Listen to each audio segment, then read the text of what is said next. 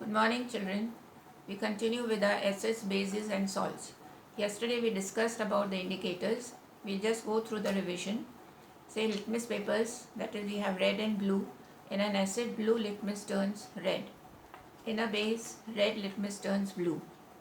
Turmeric paper, that's another natural indicator, is in an acid, yellow paper turns blue, and in a base, the yellow paper turns red.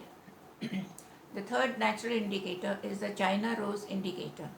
In an acid, the solution turns dark pink, and in a base, the solution turns green. Now we go to the next part, that is what is neutralization. Explain with an activity. Now, neutralization, the reaction between an acid and a base is known as neutralization. Salt and water are produced in this process with evolution of heat. Now, how to do the experiment, that is the activity. Take some amount of dilute hydrochloric acid in a test tube. Observe its color. Add a few drops of phenolphthalein, which is an indicator, which is colorless in an acid and will give pink color in a base. Observe the color. It will be colorless. Add a few drops of sodium hydroxide solution in the test tube. Pink color appears. Shake the test tube. The color will disappear. Again add drops of sodium hydroxide, shaking the test tube till the pink color is obtained.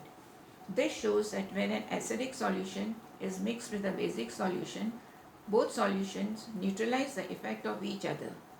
The new solution obtained is a salt with some evolution of heat. Salt may be acidic, basic or neutral.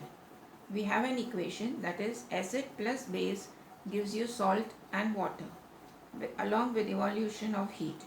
That is hydrochloric acid plus sodium hydroxide will give you sodium chloride, that is a salt plus water along with some evolution of heat.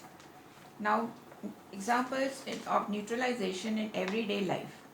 Say first one, it is indigestion. Stomach contains hydrochloric acid which helps to digest food and kills the bacteria.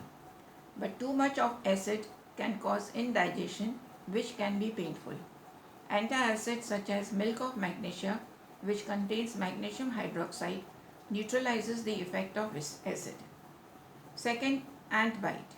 Ant bite injects acidic liquid, that is formic acid, into the skin, which causes pain and irritation.